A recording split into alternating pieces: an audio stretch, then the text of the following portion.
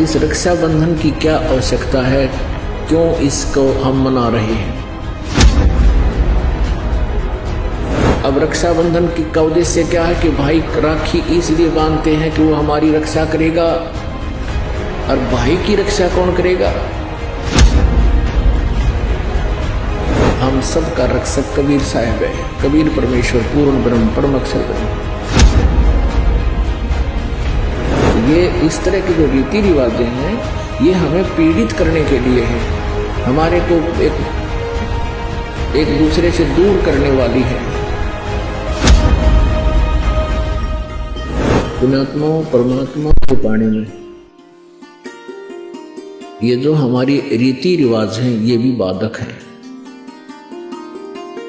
परमेश्वर ने कहा है कि मन कर धीर बांध ले रे बौरे और छोड़ दे न पछलों की रीत। अब जैसे कल या आज जैसे भी राखी का त्योहार था, रक्षाबंधन का त्योहार था, इस रक्षाबंधन की क्या आवश्यकता है, क्यों इसको हम मना रहे हैं। ये काल के चलाए हुए अपने इस टाइम पास करने की खातिर, टाइम वेस्ट करने के लिए और हमें पीड़ित रखने के लिए एक ये रीति बना रखी है।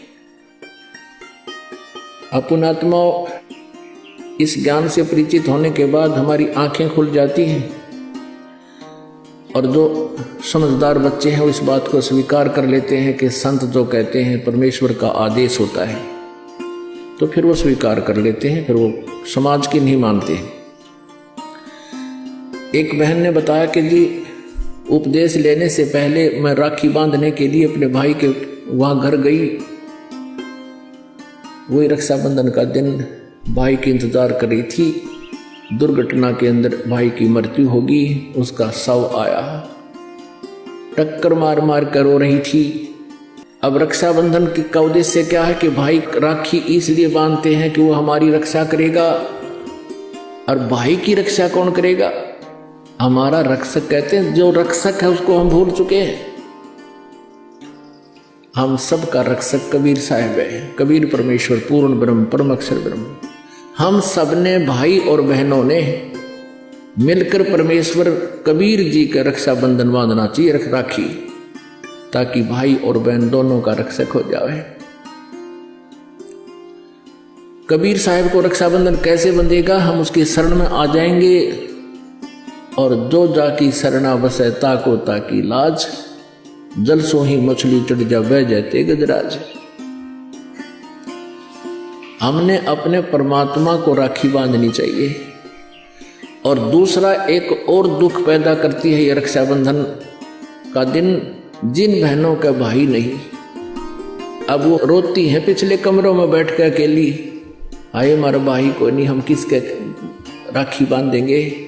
कोई चाचा के, कोई ताऊ के, कोई मामा के भाइयों की मुंह की तरफ ताकेंगे हैं, और फिर वो न सोचेंगे या पैसे लेने की मारी यहाँ आ जाती है, चाहे ना कहें पर अंदर में जरूर अवश्य होगा, ऐसा होगा।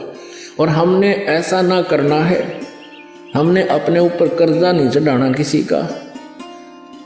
तो इसलिए हमने रक्षाबंधन का त्योहार कैसे मनाना है, परमात्मा का नाम ले लेना है। और फिर ये 10वां दिन यहाँ त्योहार होता है, सत्संग होता है, इसमें आकर के हमने इस परमात्मा के ज्ञान को सुनना है। तो ये इस तरह की जो रीति रिवाजें हैं ये हमें पीड़ित करने के लिए है, हमारे को एक दूसरे से दूर करने वाली है। अब रिवाजें बन गई हैं कि बहन राखी बांधना आवेगी, उसको कुछ देना पड़ेगा, एक मजबूरी सी बन गई। तो ये भी हमारे नाते में दरार पैदा करती है। तो पुण्यात्माओं, जिन्होंने परमात्मा पाना है तो परमेश्वर के विधान को अपनाना ही पड़ेगा।